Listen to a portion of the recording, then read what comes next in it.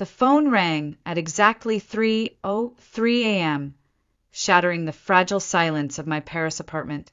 I jolted awake, heart hammering, fumbling in the darkness. On the screen, Chloe's name flashed like a warning. My sister never called, especially not at this hour. I answered on the third ring, my voice thick with sleep. Chloe? A raw, broken sob exploded through the line, snapping me fully awake. Sophie, it's Dad, she gasped between tears. He had a heart attack. They don't think he's going to make it. My mind blanked. For a moment, I simply sat there, frozen, unable to comprehend the words spilling from her. What? When? Where is he? I choked out, flinging off the covers. Hartford Medical. Mom's there with him. Nathan, too. But he was asking for you before they took him into surgery. Chloe's voice cracked completely, dissolving into wretched crying. You need to come home. Please, Sophie, come home. I was already moving, the cold wooden floor stinging my bare feet as I stumbled toward the closet.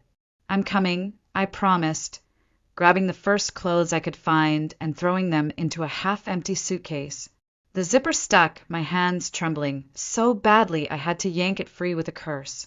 10 minutes later, I was racing down the narrow streets toward Charles de Gaulle Airport, the early morning fog blurring the world into indistinct shapes.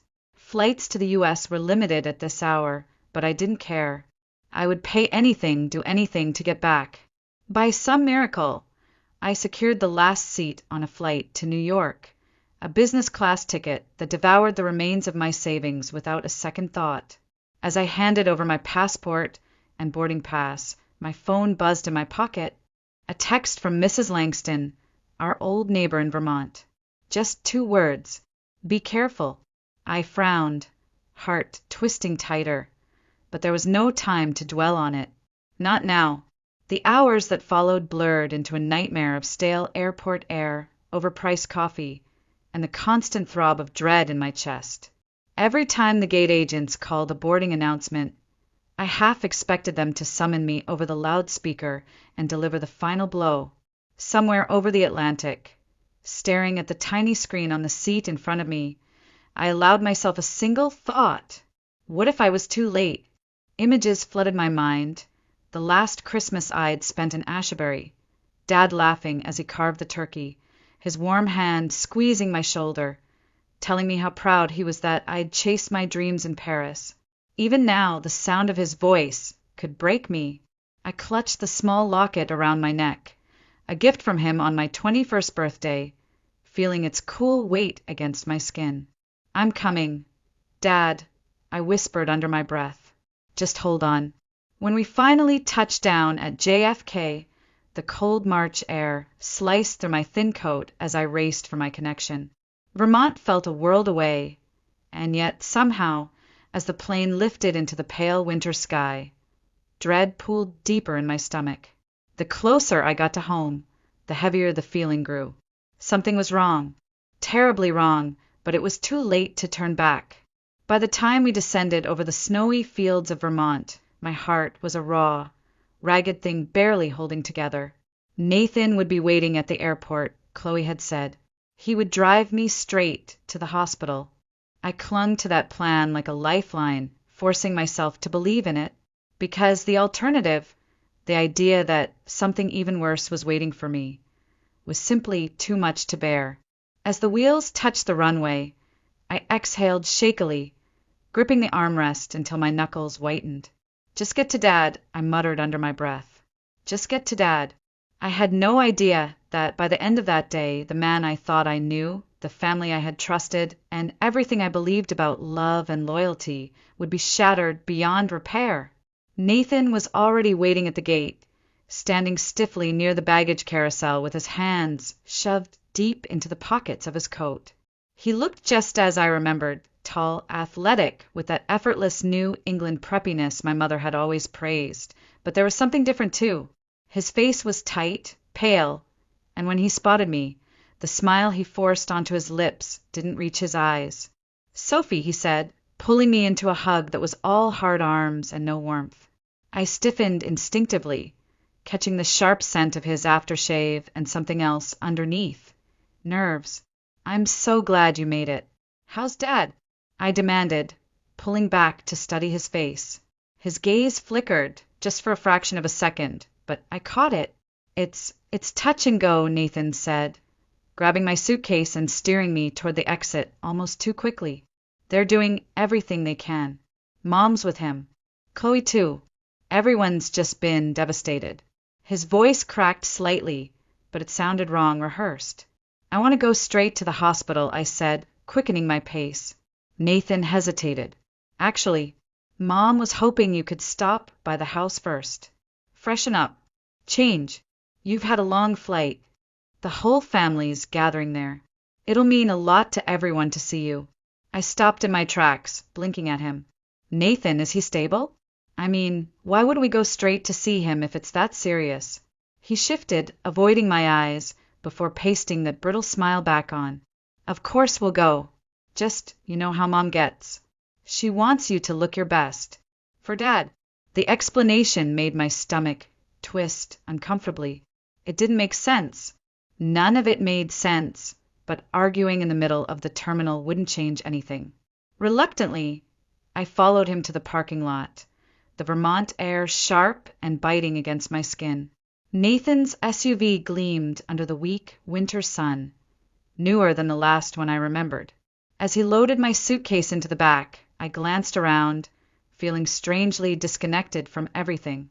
It had been 5 years since I last set foot in Asbury, and already the place felt off. The drive home took longer than it should have. Nathan took the scenic route, winding through back roads lined with skeletal trees and frozen fields.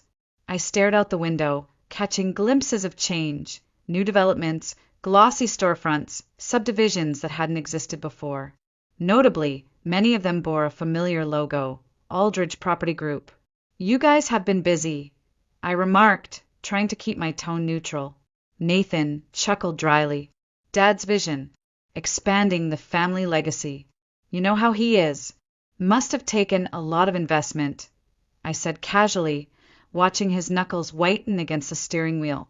Yeah, well, we had some supportive backers. People who believe in us. His voice was clipped defensive. I said nothing, but the unease that had been coiling in my gut since Paris tightened further. Something was wrong. Not just wrong, rotten. When we finally pulled into the long gravel driveway of the Aldridge family estate, my heart sank further. The house itself hadn't changed, still the grand colonial-style mansion with white columns and dark shutters, but the driveway was packed with cars. Expensive ones. Too expensive. One vehicle caught my eye immediately. A sleek silver Mercedes that I knew belonged to Philip Hartman, the Aldridge family's longtime attorney. My breath hitched. Why was Philip here? And why now? Nathan, I said slowly, what's going on? Why is Philip at the house? Just family stuff, he muttered, slamming the car door harder than necessary. Let's go inside first. Then we'll head to the hospital. No, I said, my voice sharper than I intended. I want to see Dad. Now. Nathan froze for a beat, then forced another strained smile. Of course. We'll just check in with Mom first. She's been waiting for you. Against every instinct screaming at me to turn around, to run, I followed him up the steps. The heavy front door swung open before he even reached for the knob, and there was my mother, Meredith Aldridge, looking as polished as ever in a cashmere sweater and pearls, her makeup impeccable, her smile brittle around the edges. Sophie, darling, she said, reaching for me with outstretched arms. You're finally home. Home. The word tasted like ash in my mouth. I didn't return my mother's embrace. I stood stiff, cold, my arms at my sides. Her perfume, something floral and heavy, clung to the air between us, suffocating. She withdrew after a beat, her smile faltering just a fraction before snapping back into place. We're all so relieved you made it, she said, smoothing the front of her sweater. It's been difficult. I want to see Dad, I said immediately, my voice sharper than I intended. Now, Meredith and Nathan exchanged a glance. It was quick, practiced, but I caught it the silent conversation passing between them like a spark. "Of course," Nathan said hurriedly. "Of course. Let's get your things inside first, and—" "No," I interrupted, stepping back. "Take me to the hospital. Right now." A tense silence stretched between us. I watched their carefully composed faces slip, the masks they wore every day for the benefit of Asbury society starting to crack. Nathan cleared his throat. "The car's still running," he said, shooting Mom a look that I wasn't supposed to notice. "We'll head over." He grabbed the keys again, and we returned to the SUV without another word. As we pulled out of the driveway, I caught one last glimpse of the scene inside the house. A cluster of relatives, huddled around laptops and stacks of papers, their faces lit by the cold glow of spreadsheets and contracts. Not a prayer circle. Not a vigil. Business. My hands clenched into fists in my lap. The drive to Hartford General was suffocating. Nathan gripped the steering wheel like it might fly away if he let go. I stared straight ahead, the silence between us thick and unnatural. When we finally pulled into the hospital parking lot, Nathan moved with the air of someone who knew exactly where he was going. Too exactly. He led me through the main doors, past the check-in desk, straight toward the elevators without so much as glancing at the signage. I followed, dread curdling in my stomach. On the cardiac care floor, Nathan approached the nurse's station with a confidence that rang false. "Hi," he said. "We're here for Richard Aldridge. Room 417. The charge nurse, a woman in her 50s with salt and pepper hair and kind eyes, frowned slightly, typing into her computer. She shook her head. "I'm sorry," she said. "We don't have a patient by that name." Nathan stiffened. There must be a mistake. He was admitted yesterday. Heart attack. The nurse's frown deepened. "I've been here since yesterday morning. We haven't admitted anyone named Aldridge. And room 417 has been empty since Tuesday." The world tilted. For a moment, I thought I might actually black out. I turned slowly toward Nathan, whose face had gone sheet white. "What is this?" I whispered, my voice shaking with fury. "Nathan, tell me right now." He opened his mouth, closed it, swallowed hard. Maybe they moved him to another hospital. "Liar," I said, so loudly the heads in the waiting area turned. "You're lying to me." I stepped back, putting space between us. The walls of the hospital seemed to close in around me, the fluorescent lights buzzing louder, the floor swaying under my feet. "Let's just go back to the house," Nathan said quickly, his voice low and urgent. "We'll explain everything there." I didn't move. I stared at him. This man I had once looked up to, who used to teach me how to ride a bike and fix a flat tire, now reduced to a stammering stranger. "You faked it," I said numbly. "You faked Dad's heart attack to bring me back." Nathan reached for me, but I jerked away. "Don't touch me," I hissed. "I swear, if you try to lie to me again, I'll scream this entire hospital down." For a second, I thought he might drag me out by force. Then his shoulders sagged, defeat leaking out of him like air from a punctured balloon. "Dad's fine," he muttered. "He's at home. It was just a scare, a minor one." I laughed, a harsh, broken sound that echoed down the sterile hallway. "You lied," I said again, because I couldn't seem to stop myself. "You made me think he was dying." "I'm sorry," Nathan said, but the words were hollow, meaningless. "We needed you home, sophomore. It's important. Family is important. Family." I pushed past him, my chest heaving, my vision blurring. I didn't know what was waiting for me back at that house, but whatever it wasn't love. It wasn't family. It was something far, far worse. The ride back to the house was a slow, suffocating crawl. Nathan didn't speak, and neither did I. The tension in the car was so thick it felt like a physical thing, pressing against my ribs, making it hard to breathe. I stared out the window, fists clenched, watching the winter landscape blur past.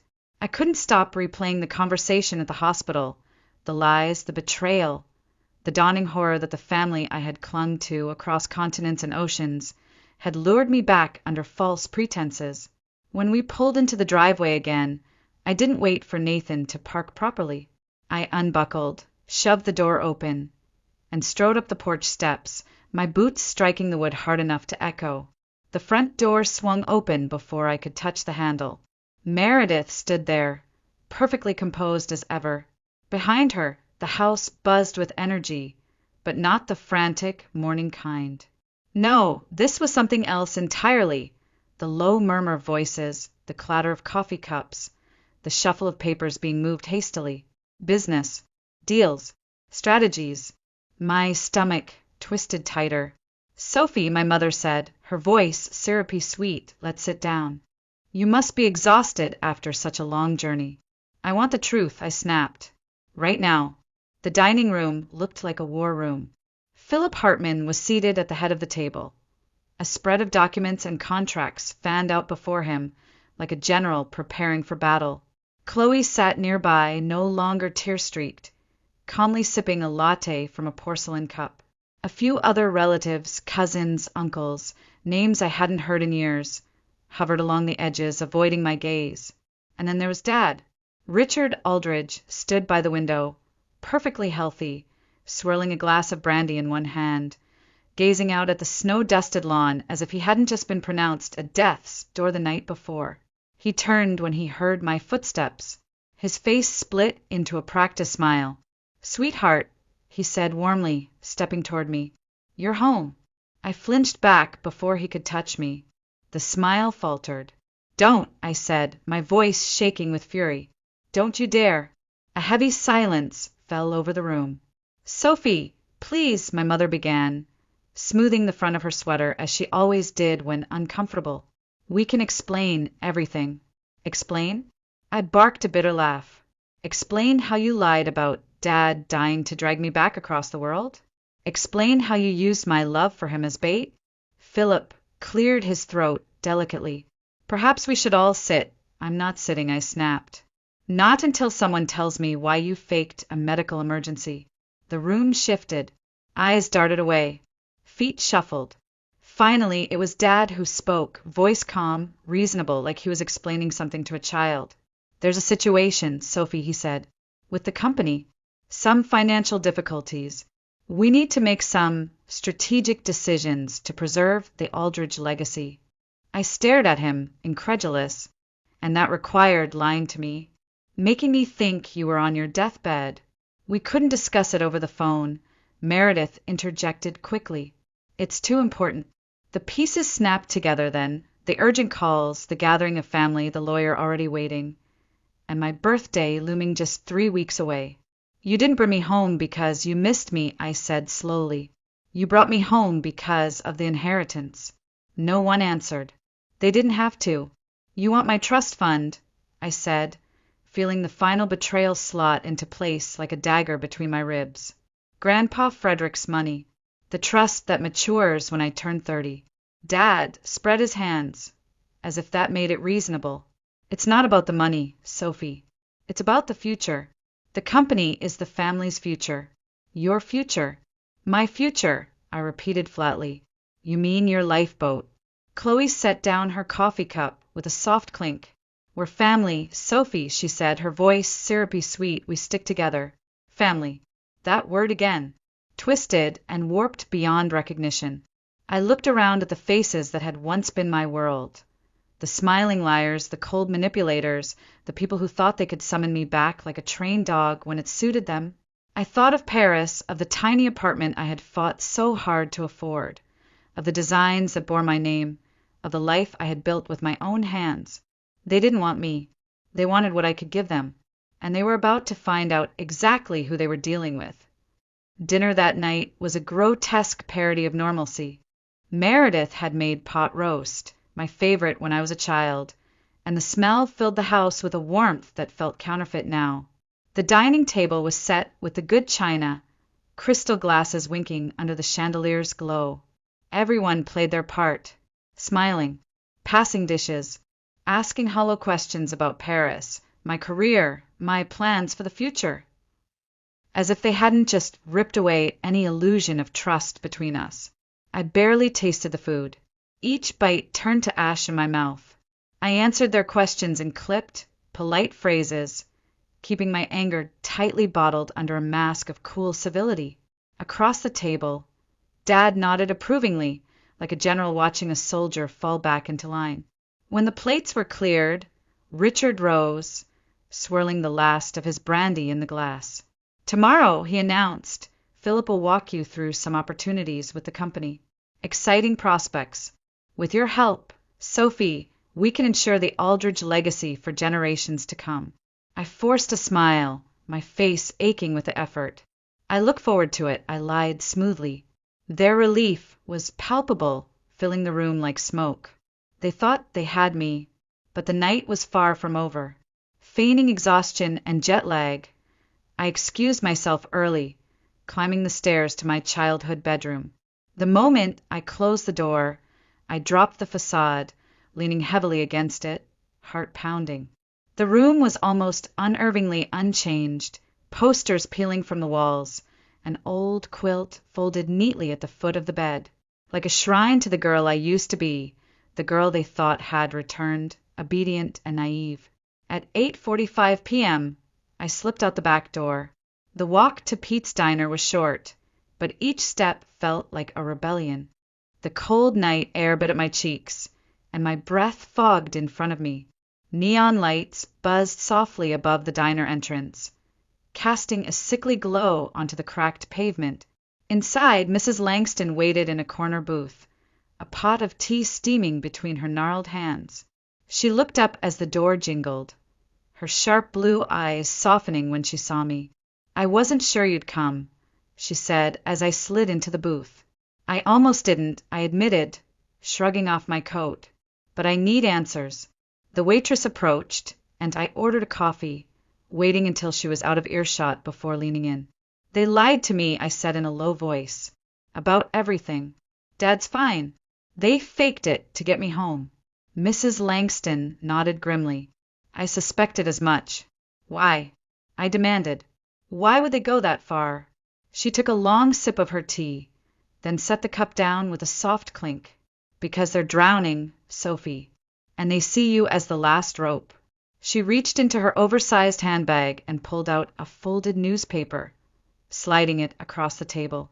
It was the business section from a few months back. A small headline caught my eye. "Aldridge Property Group faces investor lawsuit, Lakeside Development halted." My stomach dropped. "They expanded too fast," Mrs. Langston said quietly. "Took on too many projects. Leveraged everything they had, and some things they didn't." I thought of the gleaming new developments, the empty storefronts, the forced smiles. They needed constant new investments to stay afloat, she continued, her voice low and steady. When that dried up, they turned to other sources, shadier ones, private lenders, offshore accounts, shell companies. "And now," I said, voice hollow, "they want my inheritance to plug the holes." Bingo! The waitress returned with my coffee. I wrapped my hands around the warm mug, needing the grounding sensation. "It's worse than just bad business decisions, Sophie," Mrs. Langston said after a beat. "If even half the rumors are true, they're facing more than bankruptcy.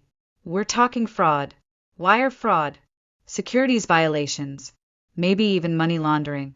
I stared down into my coffee, the black liquid trembling slightly in my hands. Everything was unraveling faster than I could process. "Why are you telling me this?" I asked finally, my voice barely above a whisper. Mrs. Langston's eyes softened. "Because your grandfather was my friend. Frederick trusted you to be the one who broke the cycle. He knew this day might come." I swallowed hard, the lump in my throat threatening to choke me. "So," she said, her voice steady, "the question is, are you going to let them sink you too?" I looked out the diner window, the darkened streets of Ashaberry stretching endlessly ahead. Somewhere in that darkness, my family waited, sharpening their knives, cloaked in smiles. And for the first time since I stepped off that plane, I knew exactly what I had to do. The next morning, I played my part perfectly. I descended the grand staircase wearing a soft sweater and jeans, casual, approachable, non-threatening. My hair was brushed into loose waves, my makeup natural. I looked every inch the prodigal daughter returned home, ready to fall back into the family fold, and they ate it up. Mom smiled warmly as she slid a plate of pancakes in front of me. Dad clapped a hand on my shoulder, squeezing just a bit too hard. Nathan poured me coffee, like we were all just a happy, normal family. Even Chloe was chipper, chatting about the weather and local gossip as if the previous night's confrontation had never happened. I smiled back. I laughed at the right moments. I asked careful, leading questions. They thought I was weakening. But every word they said, every glance exchanged, every careless slip, they were all weapons I was gathering, storing, sharpening. After breakfast, Philip Hartman arrived with his ever-present briefcase. He looked tired, sweat beading along his hairline despite the cold. I wondered if he realized yet just how much trouble he was in. Dad gathered everyone into the dining room again. The same contracts from last night were spread neatly across the polished mahogany table, this time joined by glossy presentation folders stamped with the Aldridge Property Group logo. Philip launched into a rehearsed speech about exciting growth opportunities, temporary liquidity challenges, and family solidarity. His words were slick, practiced, but I caught the tremor in his hands as he flipped through the documents. When he slid a thick packet toward me, I placed my hand lightly atop it, smiling sweetly. I'd like to review everything carefully before I sign anything, I said, just to be thorough. Dad exchanged a glance with Philip, something tense flickering between them. Of course, sweetheart, Dad said after a beat, his voice overly jovial. We want you to feel completely comfortable. Take all the time you need, Philip added, though the tightness around his mouth said otherwise. I gathered the documents carefully, sliding them into a leather folder. Maybe a tour later? I suggested brightly. I'd love to see all these new developments everyone's so excited about. Nathan jumped at the bait. Absolutely. I'll show you around this afternoon. You'll see, it's impressive. I smiled wider. I can't wait. They thought I was coming around, that the beautiful, foolish daughter they remembered had finally seen reason. But as I excused myself and climbed back up to my old bedroom, I locked the door behind me and pulled out my phone. One by one, I photographed every page of the contracts, uploading them to a secure cloud account. I scanned through the legal jargon, feeling bile rise in my throat. The documents were a trap.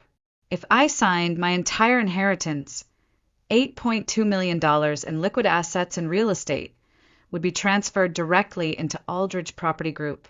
I would receive a minority partnership interest, a meaningless title with no voting power, subject to dilution at the discretion of the board, a board controlled entirely by Dad and Nathan. In other words, they would own everything. I would have nothing. It wasn't just greedy. It was calculated, ruthless, cold. I set the folder aside and opened another one, an old, worn yearbook from high school, where I had hidden a letter from Grandpa Frederick long ago. His familiar scrawl stared back at me, the word simple but heavy with meaning. Trust your instincts, Sophie, especially when it comes to family. I closed my eyes for a moment, breathing in deeply, letting the weight of everything settle. This wasn't just about protecting my inheritance anymore.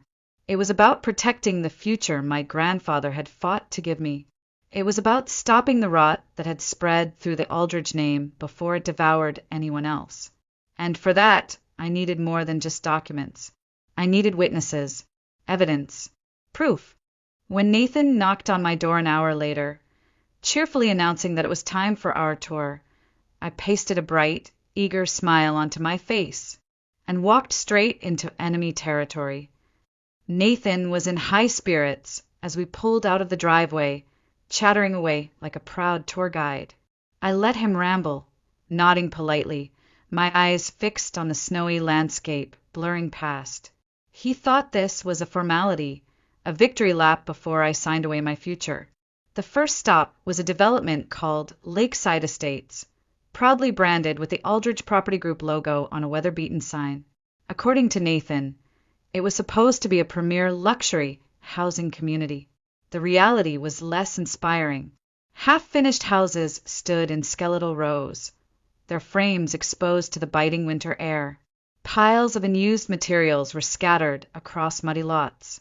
There was no construction equipment, no workers, no signs of life at all. Nathan waved his hand dismissively. Just a small hiccup with permits. Nothing unusual. We'll be back on track soon. I smiled, pretending to believe him. But inside, my suspicions hardened into certainty. The next stop was a retail complex, Asbury Crossing. It looked promising from a distance, all sleek glass and steel, until we got closer. The anchor store, a big box retailer, had pulled out. Most of the other storefronts sat empty, plastered with for lease signs that flapped weakly in the wind. Finalizing contracts with new tenants, Nathan said too quickly. His hands tightened on the steering wheel, the skin across his knuckles stretching white. I leaned back in my seat, feigning casual interest. These projects must have cost a fortune, I mused. You must have some really patient investors. There was a beat of silence too long to be innocent. Nathan forced a laugh. Well, in business, there's always a little risk involved. You just have to keep moving forward. I turned my head to look out the window, hiding my expression. Keep moving forward, even if it meant burying everyone else along the way. The final stop was the Lakeshore Towers, a gleaming office complex meant to revitalize the downtown economy, according to Nathan's enthusiastic spiel. The building's frame was complete, but the windows were dark, the parking lot deserted except for a few piles of dirty snow. We didn't even get out of the car. Redesigning the interior layouts, Nathan said lamely, to better suit tenant needs. I nodded, noting every lie, every half-truth, every gaping hole where millions of dollars had disappeared. As we drove back toward the estate, Nathan grew more relaxed, mistaking my silence for acquiescence. He started talking about future projects, expansion plans, even casually mentioning a few private investors who had stepped in to cover shortfalls. The words slid off his tongue easily, too easily. I asked one careful question after another, wrapping my voice in wide-eyed innocence, letting him brag and boast and confess without even realizing it. By the time we pulled into the driveway again, I had enough to confirm what Mrs. Langston had hinted at, and more. The Aldrich Property Group wasn't just failing. It was a rotting carcass dressed up in borrowed silk, held together by loans from increasingly desperate, increasingly dangerous sources.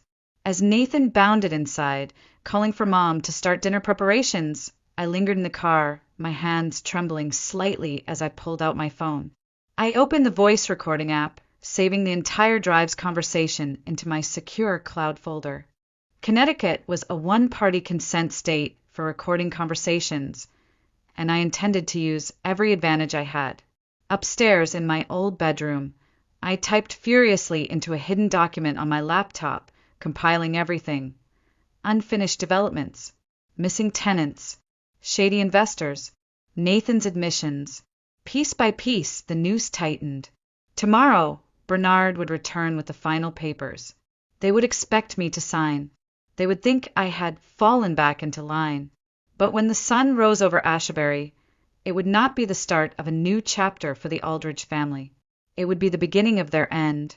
That night, as the house finally slipped into uneasy silence, I moved like a ghost through the familiar halls. Every creaky floorboard, every faded family photo on the walls, it all felt like a set piece, a crumbling stage for the final act. I locked my door, shoved a chair under the handle for good measure, and opened my laptop. My hands moved quickly, methodically, fueled by adrenaline and cold determination. First, I uploaded the recordings from the car ride to the secure cloud folder I had created, the same folder now bursting with contracts, emails, photos, and financial documents I had quietly gathered over the past 48 hours. Then I drafted an encrypted email to Kayla Morgan, my old friend who now worked for the Vermont State Financial Crimes Unit. I kept it brief and clinical. Subject: urgent, potential financial fraud, Aldrich Property Group. Evidence, folder attached. Recommend coordination with SEC, FBI, and state authorities. Immediate action necessary. I hit send before I could hesitate. Next, I contacted James Sullivan, my grandfather's former lawyer, the man who had crafted the ironclad trust that was now the only thing standing between me and complete financial ruin. James had been cautious when I first reached out, but once he understood the gravity of the situation, he moved swiftly. Now he confirmed receipt of the evidence and assured me that formal complaints had been filed, complaints timed to align perfectly with the family's stage signing ceremony tomorrow morning. If everything went according to plan, the moment I sat down at that table, the walls would start closing in. But I wasn't finished yet. At 2 a.m., under the cover of darkness, I met Margaret Langston at Pete's Diner one final time. She looked tired, her sharp eyes clouded with worry, but when I laid out the plan, her face hardened with resolve. "My nephew's ready," she said. "He's a private investigator. Been following your family's financial trail for months. Offshore accounts, fake companies, you name it. Is it enough?" I asked, the weight of the night pressing down on me. "It's more than enough," Margaret said grimly. "The only thing missing was someone brave enough to strike the match." I squeezed her hand across the table. "Thank you," I whispered. "You're doing the right thing, Sophie," she said, "no matter how much it hurts." It did hurt, more than I cared to admit, but I had long since realized that clinging to a rotting ship only ensured you drowned with it. As I slipped back into the house just before dawn, the first threads of pale sunlight creeping across the floorboards, I felt a strange, hollow calm settle over me. Today would be the end. Not just of Aldridge Property Group, but of the illusions that had bound me to this family long after they deserved my loyalty. At 7 a.m., the house was already stirring. I dressed carefully in the same charcoal pencil skirt and cream blouse I had worn to job interviews in Paris, the armor of a woman who knew her worth, who refused to be underestimated again. Downstairs, Meredith arranged pastries on the good china, her movements brisk, almost frantic. Nathan paced near the windows, tapping furiously at his phone. Chloe whispered to Philip in the corner, her face tight with tension. And Dad stood at the head of the table, surveying it all with the cold confidence of a man who believed he had won. He didn't even glance at me as I entered. "Bernard will be here shortly," he said to no one in particular. "Let's keep this professional, as if they hadn't spent weeks plotting to strip me of everything my grandfather had fought to protect." I folded my hands calmly on the back of a chair and waited for Bernard to arrive with the contracts, waited for the knock at the door that would change everything, waited for the carefully built empire of lies to come crashing down around them. And this time I wouldn't lift a single finger to save it. The clock on the mantel clicked steadily toward 9 a.m. The house felt stretched thin, every breath taut with anticipation. When Bernard Hartman finally arrived, the air shifted. He entered briskly, briefcase in hand, face set in an expression of manufactured calm. But his eyes darted too quickly around the room. He smelled the storm coming, even if he didn't understand its full force yet. "Good morning, everyone," Bernard said, setting his case on the dining table and flipping open the latches with a practiced snap. "Shall we begin?" Dad gestured magnanimously to the chair opposite him. "Sophie, darling, we've kept this as simple as possible for you." I took my seat slowly, smoothing my skirt, my heart a hammering drumbeat under my ribs. Around the table, Meredith smiled tightly. Chloe picked at a croissant. Nathan leaned back in his chair, arms crossed like a man certain of victory. I pulled out my phone and placed it on the table, screen down. No one objected. They were too eager. Bernard slid a thick document across the table toward me. The transfer agreement, the final piece of their grand plan. "As we discussed," he said, tapping the packet with one stubby finger, "this document will transfer your assets directly from the trust to Aldridge Property Group in exchange for a minority partnership stake." Very standard. Very secure. Would you mind walking me through it? I asked sweetly. For the record. Dad frowned slightly. Sophie, you've seen the documents. For the record, I repeated, my voice steel wrapped in silk. Bernard hesitated, glancing at Dad. Dad nodded, impatient. And so Bernard began, explaining clause after clause, the rehearsed lies tumbling from his mouth. I listened, nodding occasionally, feigning the wide-eyed naivety they expected, while my phone's recorder captured every damning word. He was halfway through when the doorbell rang. Everyone stiffened. Dad looked irritated. Meredith rose automatically. I'll get it, she said. No need, I said, pushing my chair back smoothly. I've got it. I crossed the foyer, every step measured, deliberate. I opened the door. James Sullivan stood there, calm and solid, flanked by 2 men and 1 woman in dark suits. Behind them, a black SUV idled at the curb, its engine rumbling low, like a distant growl. James, I said, stepping aside. Please come in. The first agent flipped open his badge. Special Agent Rachel Monroe, FBI Financial Crimes Division. We have a warrant to search these premises and seize all financial documents related to Aldridge Property Group. For a heartbeat, the house was frozen in perfect stillness. Then chaos erupted. Bernard surged to his feet, clutching at his briefcase. Nathan swore, loudly, knocking over his chair. Meredith clutched the back of the dining room chair, her face draining of color. Chloe just stared, open-mouthed, a croissant half lifted to her lips. And Dad turned to me, his face contorting into something ugly and unrecognizable. What have you done? He hissed. I met his gaze steadily, the years of betrayal, manipulation, and conditional love falling away like ash in the wind. I protected what Grandpa Frederick left me, I said softly. And I protected this town from you. An agent moved toward Bernard, confiscating his documents before he could slip anything into his briefcase. Another pulled Nathan aside, beginning to question him. Dad moved toward me, fists clenched at his sides. You think you're some kind of hero. You've destroyed this family. No, I said calmly, stepping just out of reach. You destroyed it the moment you decided I was nothing more than a $sign.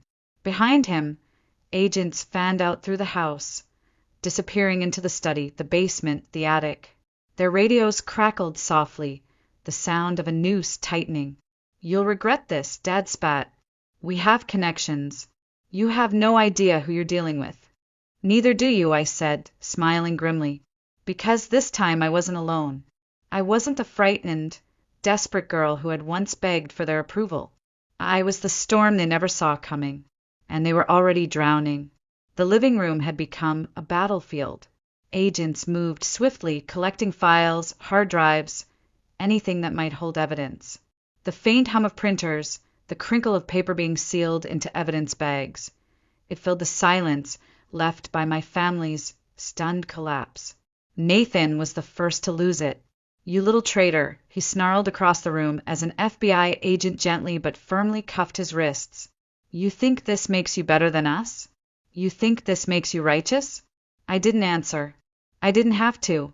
His words bounced off me like rain against a steel door. Meredith sat frozen at the dining table, her hands trembling in her lap, her pearl bracelet rattling faintly against the porcelain teacup she still clutched. She looked smaller somehow, deflated. Chloe tried to slip away quietly through the kitchen, but an agent intercepted her, leading her back with a firm hand on her shoulder. She didn't resist.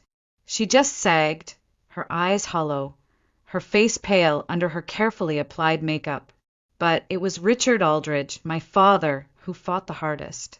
This is a mistake, he barked at Agent Monroe, his face mottled with rage. You're ruining innocent lives. You're destroying a legitimate business. Do you know who I am?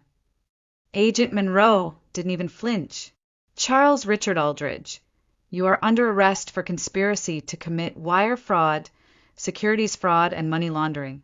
You have the right to remain silent, The words rolled over him like a tide, inevitable and unstoppable.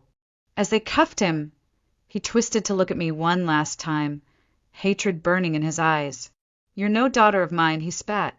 Something inside me twinged, the ghost of an old wound aching faintly, but it faded as quickly as it came.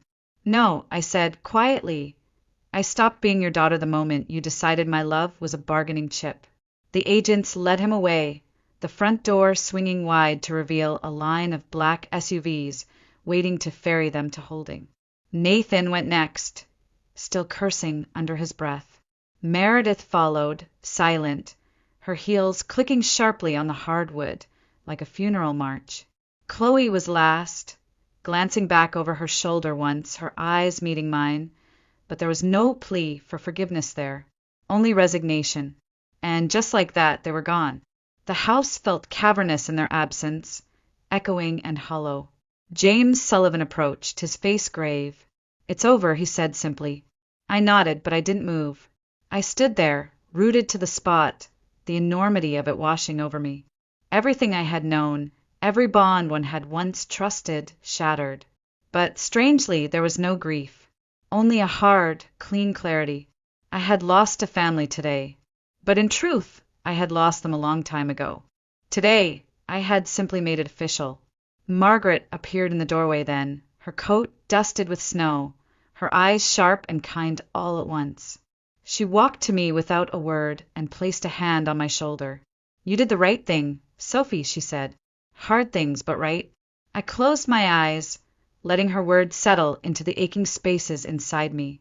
Maybe healing wouldn't come overnight. Maybe the scars would never fully fade. But for the first time in a very, very long time, I was free. The weeks that followed blurred into a haze of depositions, meetings with prosecutors, and endless hours combing through financial records.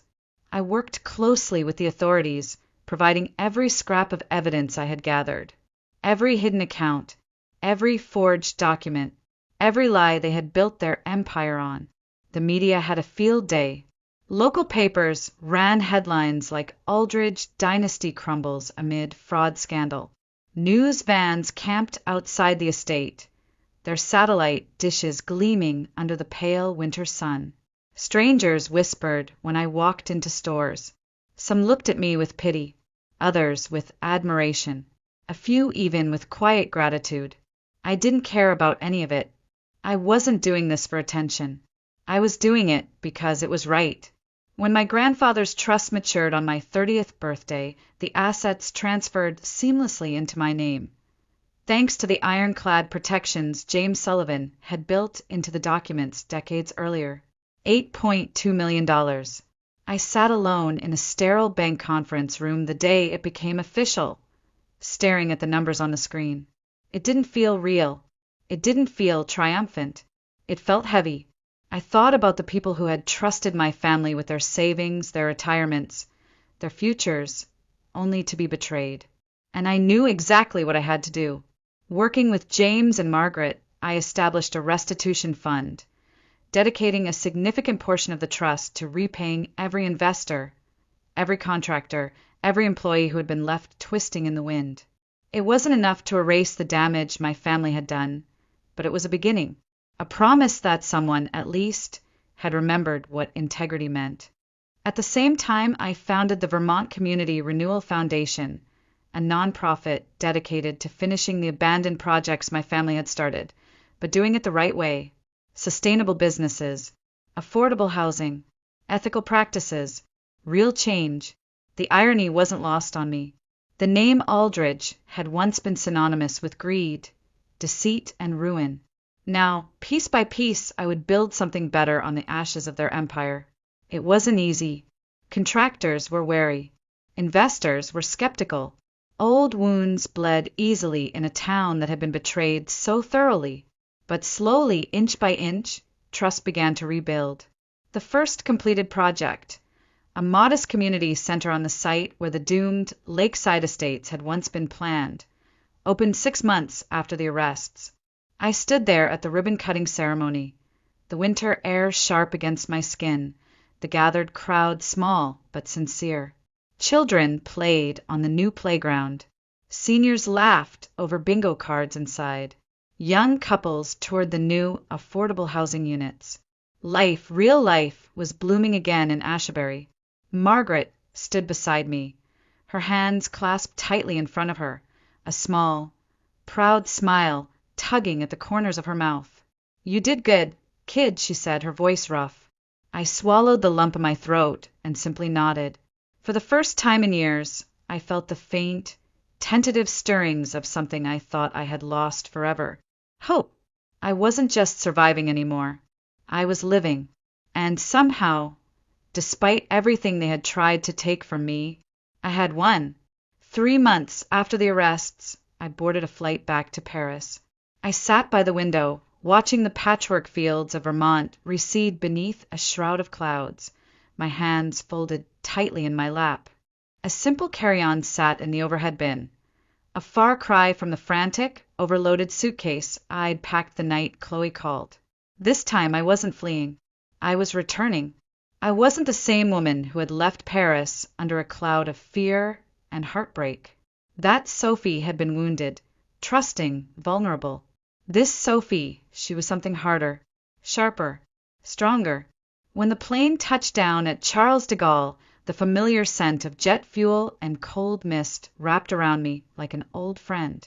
I stepped onto the tarmac with steady legs, breathing in the crisp air, feeling a weight lift from my shoulders. Paris hadn't changed, but I had. The first person to greet me was Marion Dubois, my former mentor at the design house. She waited just outside the arrival's gate, chic as ever in a tailored black coat and ankle boots, her silver hair coiled elegantly at the nape of her neck. For a moment I hesitated. Then she smiled that rare, approving smile that had once felt impossibly out of reach, and opened her arms. "Sophie," she said warmly, "welcome back." I stepped into her embrace, and for the first time in what felt like forever, it didn't feel like a lie. Over café au lait and flaky croissants at a small café off Rue Saint-Honoré, Marion outlined her proposal. She was launching a new venture, a sustainable fashion line focused on ethical production and fair labor practices, a rebellion against the excesses and cruelties of the industry she had spent her life mastering. And she wanted me as her partner, not an assistant, not a junior designer, a partner. "You have integrity," she said simply, stirring her coffee. "It's rarer than talent these days, and you have both." The words hit harder than she knew. After everything, the betrayal, the lies, the abandonment, to be seen not as a burden or a bank account, but as a woman of value, it almost broke me. Almost. Instead, I smiled, my hand steady around my cup. "I'd be honored," I said. And just like that, a new chapter began. The months that followed were a whirlwind of sketches, fabric swatches, late-night fittings, and whispered strategy sessions in dimly lit ateliers. The line, Étoile Nouvelle, began to take shape under our careful, passionate hands. A celebration of resilience, of beauty with purpose, of starting over. Sometimes, late at night, I still woke with a jolt, the echoes of old fears rattling my chest. But those moments passed more quickly now. Because every morning, when I stepped into the sunlit studio on the left bank, when I watched our team laughing over coffee, when I pinned the final stitches into a dress that would be worn not by mannequins, but by real, living women, I remembered who I had become. Not the daughter of a crumbling dynasty, not the pawn they had tried to use, but Sophie Aldridge, designer, builder, survivor, the woman who had turned betrayal into power, grief into action, and ruin into something that could bloom again. And in the end, maybe that was the most beautiful thing I had ever created. A year later, almost to the day, I found myself standing once again on the familiar cracked sidewalk of Asbury. The town had changed, subtly at first glance, but unmistakably to anyone who knew where to look. The abandoned lots were now bustling community spaces. The unfinished shells of buildings had been transformed into affordable apartments, local shops, and daycare centers. Hope lingered in the air, crisp and tangible. The Vermont Community Renewal Foundation, my foundation, had not only survived, it had flourished. The reason for my return was simple. Today, we were dedicating the Aldridge Memorial Community Garden, ironically on land that had once been earmarked for a luxury condo project my family had never finished. Now, rows of tomatoes, sunflowers, and fresh herbs stretched beneath the spring sun, tended by hands that had once felt abandoned by the very name Aldridge.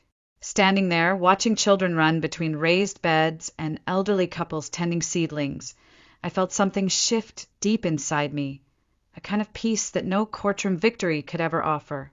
Margaret Langston joined me near the entrance, her sharp eyes softer now, a cane in one hand but pride radiating from every inch of her.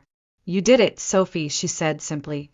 I smiled, not the brittle, defensive smile I had worn for so long, but something real, something rooted.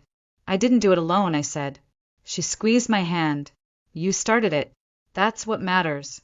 After the ribbon cutting, after the speeches and the photographs, after the quiet congratulations from townspeople who had once only whispered about the Aldridge scandal, I wandered alone through the winding paths of the garden. The late afternoon sun bathed everything in gold, the new leaves shimmering in the breeze. And that's when I saw her, Chloe, standing near a bed of marigolds, hands in her pockets, looking small and lost in a way that no designer dress or forced smile could conceal. We locked eyes across the rows of flowers. For a long moment, neither of us moved. Finally, she crossed the distance between us, her steps tentative. "I heard you were back," she said, her voice barely carrying over the breeze.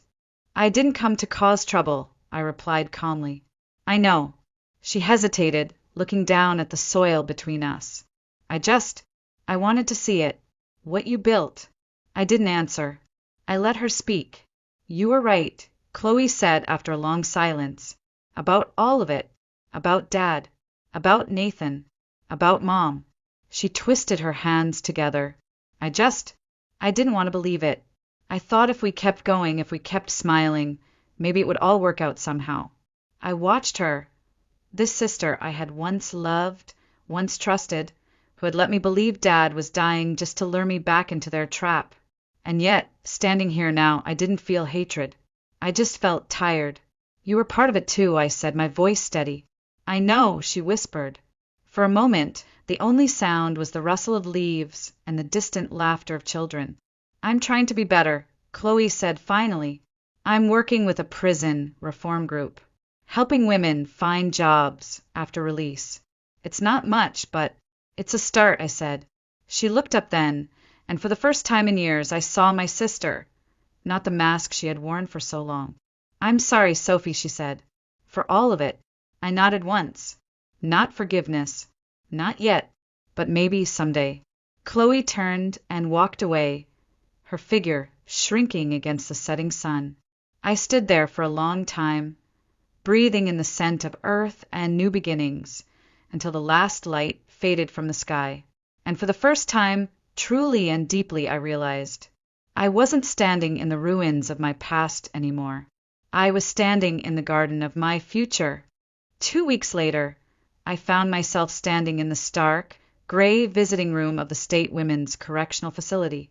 The plastic chairs were bolted to the floor. The fluorescent lights buzzed overhead. A guard nodded for me to sit, then retreated to his post by the door, far enough away to offer privacy, but close enough to remind us both this was no ordinary reunion. I sat, folding my hands in my lap, my heart steady but heavy. A minute later, Meredith Aldridge entered. My mother. She looked older somehow, smaller inside her faded prison uniform, but her back was still straight, her chin still lifted with that brittle pride that had ruled her home for as long as I could remember. She crossed the room and sat across from me, smoothing the legs of her uniform as if it were a designer skirt. Her hands trembled slightly before she clasped them together on the table. Neither of us spoke for a long moment. Finally, it was her who broke the silence. "I wasn't sure you'd come," she said. "I wasn't sure either," I replied. She gave a soft, humorless chuckle. "I suppose I don't deserve it." I didn't argue. She looked down at her hands, studying the deep grooves and fading polish on her nails. I think about it a lot, she said, quietly. About how we got here. How I let it happen. There was no defensiveness in her voice. No self-justification. Just a hollow weariness that felt more honest than anything I had ever heard from her. I was so afraid, she continued, her voice low. Afraid of losing everything we had built. Afraid of what people would say if they knew we were failing. Afraid of being ordinary. I said nothing. I let her carry the weight of her own words. You were right, she whispered. About all of it. About Dad. About Nathan. About me. She swallowed hard. Especially about me. For a long time, I just watched her. The woman who had spent my childhood drilling into me the importance of appearances, of control, of silence. The woman who had stood by while Dad twisted love into currency. I never hated you, I said, finally, my voice soft. I hated what you let yourself become. Tears filled her eyes then. Quick, unchecked, utterly human. I lost myself a long time ago, she said. I just didn't realize how much until it was too late. The silence between us wasn't hostile anymore. It was sad, heavy with regret. Your grandfather saw something in you that the rest of us were too blind, or too scared, to see, she said. You were always meant for more than this family. I blinked against the sting behind my eyes. She faltered, reaching across the table, but stopping short, as if afraid to overstep. I'm sorry, Sophie. I'm so sorry. There was nothing more to say. No magic words to erase the years of damage. No apology strong enough to rebuild what had been broken. But still, I know, I said quietly. And somehow that was enough. When the guard returned and touched her shoulder, signaling the end of our time, Meredith rose slowly. She hesitated, then gave me a small, tentative nod. Not regal, not commanding, just a mother. As she turned and walked away, I watched her go without anger, without hatred, without chains. Outside, the sun was just beginning to set, casting long, golden shadows across the prison yard. I tilted my face to the fading light, breathing it in like a benediction. The past no longer owned me, and neither did their ghosts. 1 year later, I stood on the rooftop terrace of my Paris flat, the evening breeze tugging at the hem of my linen dress. The city stretched out before me in a tapestry of soft gold and slate blue, the Seine a silver ribbon winding its way through the ancient heart of it all. Below, the hum of life rose faintly, laughter spilling from cafes, the distant strum of a guitar on a street corner, the low rumble of a metro train disappearing into the earth. And above, the sky burned with the last light of the setting sun. Streaks of orange and pink smeared across a deepening violet canvas. It was beautiful, wild, untamed, a mirror of the life I had carved out for myself. Inside, my phone buzzed with a new message from Kayla Morgan. Now a regular presence in my life, his slow smile and steady presence a balm against all the old scars. Landing at 9. Can't wait to see you. I smiled, slipping the phone back into my pocket. Margaret had sent photos earlier that morning. Pictures of the newest community garden project opening in Asbury. Children with muddy hands and wide grins. Elderly couples planting saplings. The town I had once thought broken beyond repair had found a way to heal. And somehow, so had I, Etoile Nouvelle, our fashion line, had debuted its first collection to quiet acclaim. Nothing flashy, nothing empty, just honest craftsmanship, sustainable beauty, and a stubborn, defiant kind of hope stitched into every seam.